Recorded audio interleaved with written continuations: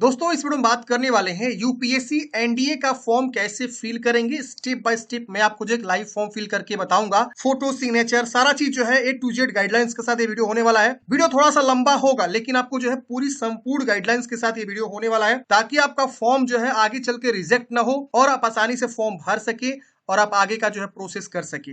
तो पूरी प्रोसेस हम बताएंगे। अगर हम बात करें नंबर ऑफ वैकेंसी की, तो 400 वैकेंसी हर साल ये आती है और नेशनल डिफेंस एकेडमी में यानी एनडीए में आर्मी, नेवी, एयरफोर्स और एनए नवल एकेडमी जैसे जो है आपके पद रहते हैं। अब यहाँ पे जो है आप ज्वाइन होते हैं तो आपको ट्रेनिंग मिलती है, उसके बाद आपका जो है यहाँ पे सीधे आप लेफ्टिनेंट बन जाते हैं। तो ये वैकेंसी होती है 12वीं। अगर आप पास हैं या अपीयरिंग है तो आप इस वैकेंसी के लिए अप्लाई कर सकते हैं। किसी भी स्ट्रीम से आप जो है 12वीं पास है या अपीयरिंग है तो आप फॉर्म को अप्लाई कर सकते हैं। बहुत ही जबरदस्त वैकेंसी होती है 12वीं पास के लिए, बहुत ही शानदार वैकेंसी होती है ऑफिसर बनने के लिए। चलिए हम यहाँ पे बात करते हैं कि कैसे फॉर्म को भरना है। यूपीएससी जो है हर साल इसका एग्जाम कंडक्ट करता है, तो यूपीएससी की वेबसाइट से ही आपको फॉर्म को भरना है। अब सबसे पहले आपको क्या करना है ना, एक ओटीआर करना है, वन टाइम रजिस्ट्रेशन। अगर आप इससे पहले एनडीए का फॉर्म भरे थे, आपका किसी कारणवश से सिलेक्शन नहीं हो पाया था, तो आप पुराने वाले ही ओटीआर से आप यहाँ लॉग इन कर सकते हैं और लॉग इन करके फॉर्म को अप्लाई कर सकते हैं। लेकिन अगर आप जो है फर्स्ट टाइम जो है यूपीएससी एनडीए का फॉर्म भर रहे हैं, तो आपको पहले न्यू रजिस्ट्रेशन पे क्लिक करना होगा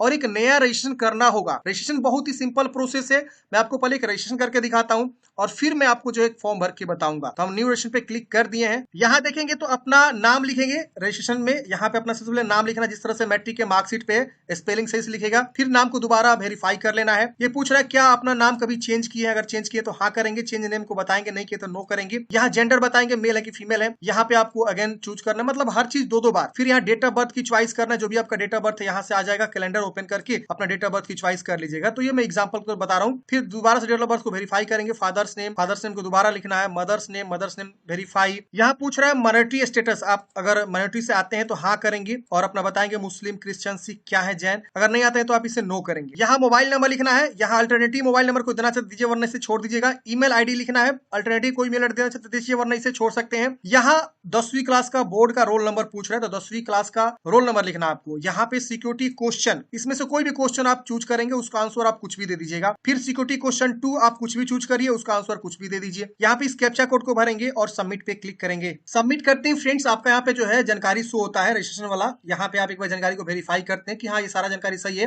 अगर आपको चेंज करना है तो यहाँ से चेंज कर लीजिएगा। इसमें कोई भी जानकारी गलती है तो, नहीं गलती है तो आई एग्री पे क्लिक करना है। एग्री करते हैं फ्रेंड्स, आपके ईमेल पे ओटीपी जाता है और मोबाइल पे ओटीपी जाता है। तो मोबाइल वाला ओटीपी मोबाइल वाले सेक्शन में, ईमेल ओटीपी ईमेल वाले सेक्शन में लिखेंगे। अगर आपको नहीं प्राप्त होता है तो रिसेंड का भी ऑप्शन है, रिसेंड करके आप जो है दोबारा ट्राई कर सकते हैं। स्पैम, जंक फोल्डर भी आप जरूर चेक करेंगे। तो हम इसे लिखते हैं और वेरीफाई ओटीपी पे क्लिक करते हैं। मोबाइल, ईमेल, ओटीपी वेरीफाई करते ही यहाँ पे आपका ओटीआर कंप्लीट हो जाता है और यहाँ प्रिंट का बटन मिलता है। प्रिंट करके इसे आप हार्ड कॉपी जरूर अपने पास सुरक्षित रख लीजिएगा। अगर इस बार आपका सिलेक्शन नहीं होता है किसी कारणवश से, तो अगली बार इसी ओटीआर पे आप जो है क्या करेंगे, फॉर्म को भरेंगे। या उसके अगले साल या साल में 2 बार वैकेंसी आती है तो जो सेकेंड फेज आएगा उसका भी आप इसी ओटीआर से फॉर्म को भरेंगे। तो इस चीज को विशेष ध्यान दीजिएगा।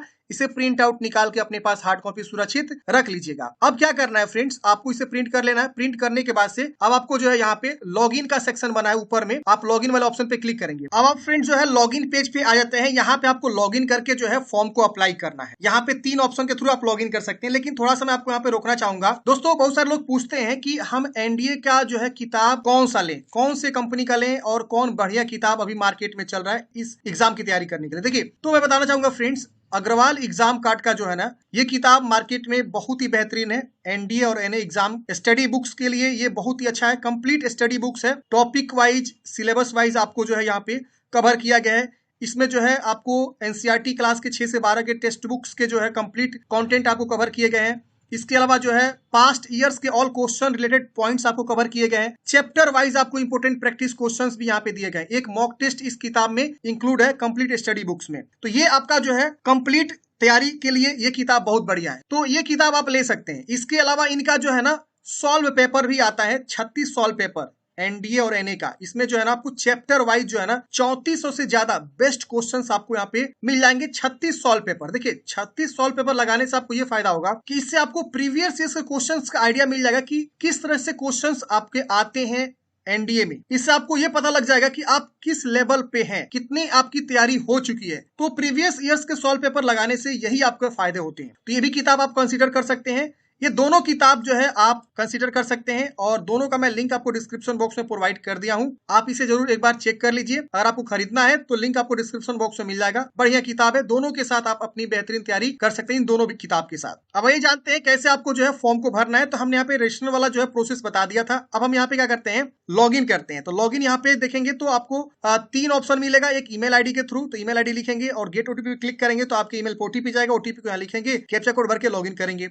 मोबाइल के थ्रू भी सेम उसी तरह से लॉगिन कर सकते हैं। ओटीआर के थ्रू अभी आप फर्स्ट टाइम नहीं कर सकते हैं, क्योंकि अभी आप लॉगिन करेंगे ना ईमेल मोबाइल के थ्रू तो बोलेगा पासवर्ड बनाइए। तो अगर आप पहले से पासवर्ड बनाए हैं तभी आप लॉगिन कर पाएंगे। तो फिलहाल हम यहाँ ईमेल के थ्रू जो है लॉगिन करते हैं। लॉगिन करते हैं फ्रेंड्स, आपका जो ओटीआर वाला डिटेल्स है यहाँ पे ऑटोमेटिक शो होता है। अगर आपको लग रहा है कुछ चेंज करना तो चेंज कर लीजिएगा, नहीं चेंज करना तो यहाँ बोल रहा है कि पासवर्ड आप क्रिएट करिए। तो पासवर्ड आप जैसा वैसा पासवर्ड बना सकते हैं। यहाँ पे नीचे में गाइडलाइंस दिया हुआ है पासवर्ड बनाने का। अब ये पासवर्ड हमेशा यूज कर सकते हैं आप। ओटीआर और पासवर्ड के थ्रू भी आप लॉगिन हो सकते हैं। पासवर्ड जब एक बार बना देंगे तो ये पासवर्ड 8 कैरेक्टर कम से कम होना चाहिए। Upper case, lower case, numeric, special character के साथ होना चाहिए। अब यहाँ पे हम पासवर्ड बना के सबमिट कर देंगे। सबमिट करते हैं, हमारा जो है ओटीआर अब जाके फाइनल कंप्लीट हो चुका है। अब हमको क्या करना है, नया लेटेस्ट नोटिफिकेशन का ऑप्शन मिलेगा, इस पे क्लिक करना है। अगर आप पहले से ओटीआर किए हैं तो इसी तरह से लॉगिन कर लीजिएगा। और लॉगिन करके अगर आपको लग रहा है कि कुछ एडिट करना है प्रोफाइल में, ओटीआर में, तो यहाँ से अपडेट कर लीजिएगा और फिर यहाँ पे लेटेस्ट नोटिफिकेशन पे जाके फॉर्म को अप्लाई करेगा। चलिए लेटेस्ट नोटिफिकेशन पे क्लिक करते हैं। जैसे हम इस पे क्लिक करेंगे, अभी जो है एनडीए का जो वैकेंसी चल रही है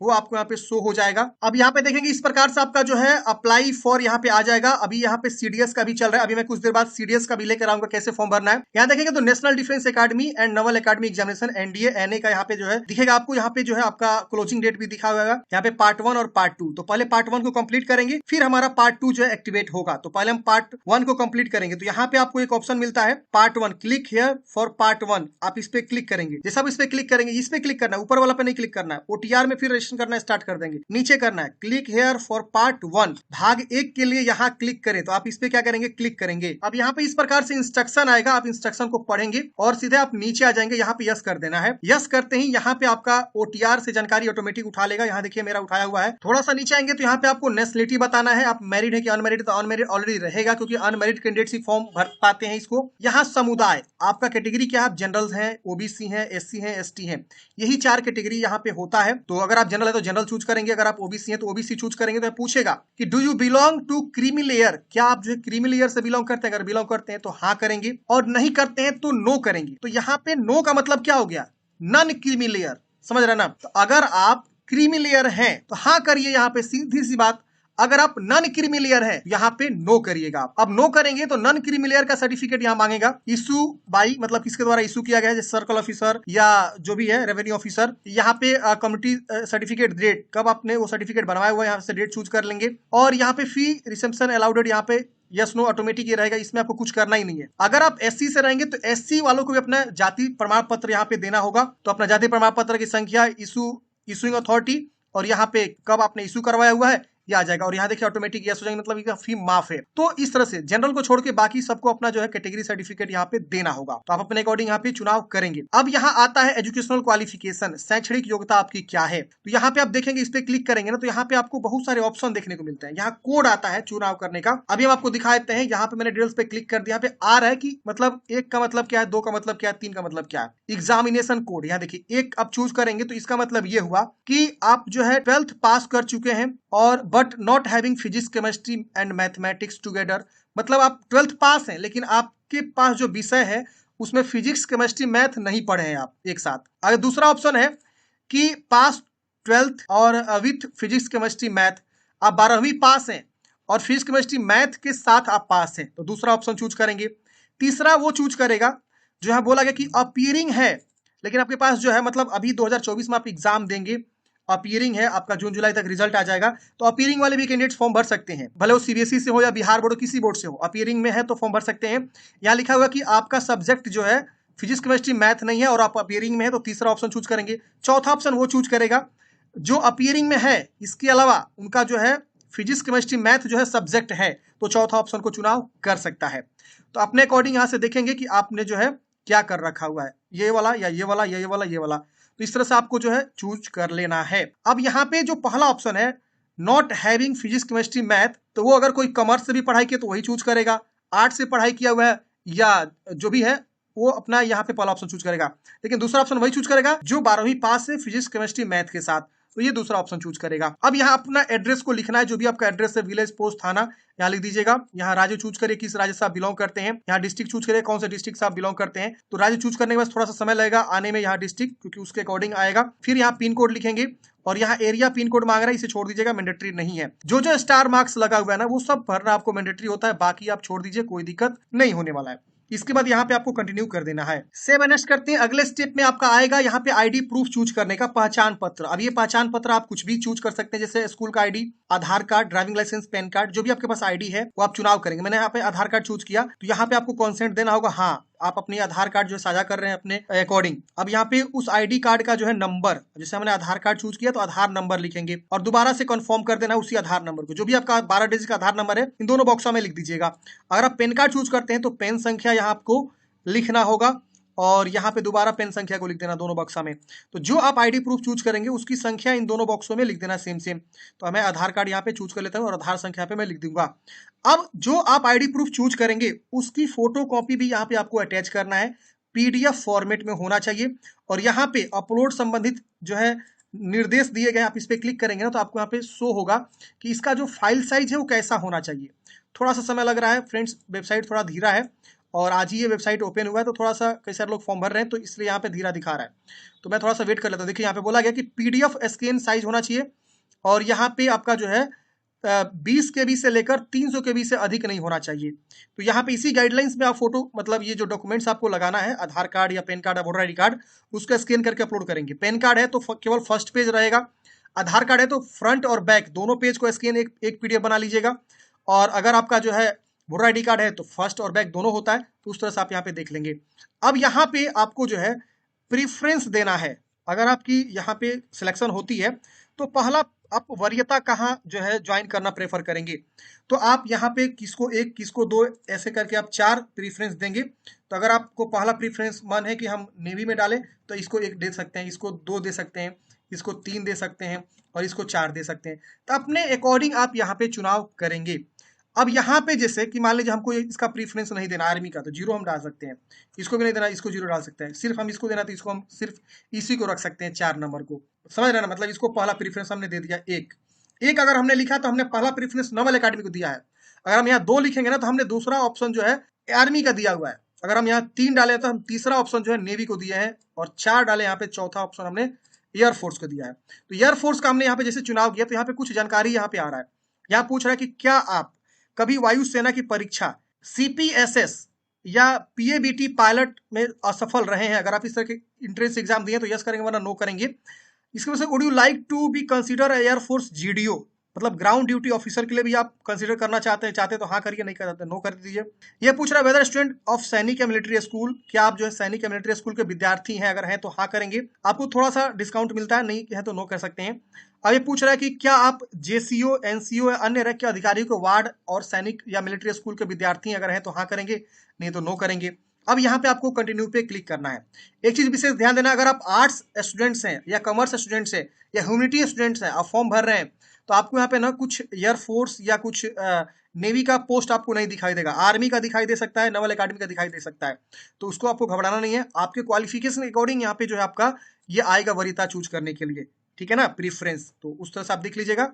अब यहाँ करते हैं कंटिन्यू करते हैं फ्रेंड्स। अब यहाँ पे आपका जो है पार्ट 1 का जो है रजिस्ट्रेशन डिटेल्स शो करता है। आप जानकारी को वेरीफाई करिए कि कहीं इसमें गलती तो नहीं, अगर गलती है तो अपडेट कर सकते हैं, नहीं गलती है तो इस कैप्चा कोड को आप भरेंगे, जो भी आपका कैप्चा कोड दिखाई दे रहा है, और उसके बाद से आई एग्री पे क्लिक करेंगे।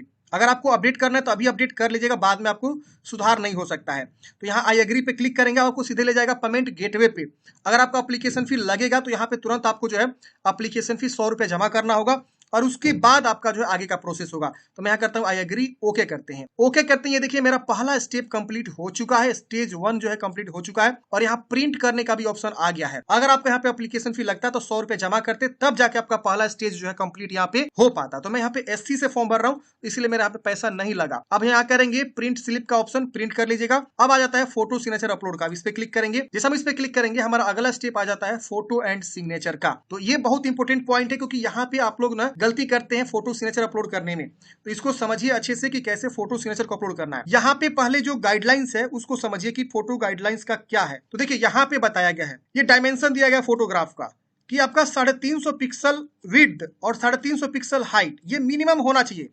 यानी इसका मतलब क्या कि हाइट और विड्थ जो है 350 से कभी कम होना ही नहीं चाहिए, और 1000 पिक्सल विड्थ 1000 पिक्सल मैक्सिमम होना चाहिए। मतलब क्या कि अगर आप कोई पिक्सल फोटो आप बना रहे हैं तो उसका साइज 450 बाई 900 रखते हैं ना, तो इजीली अपलोड हो जाएगा।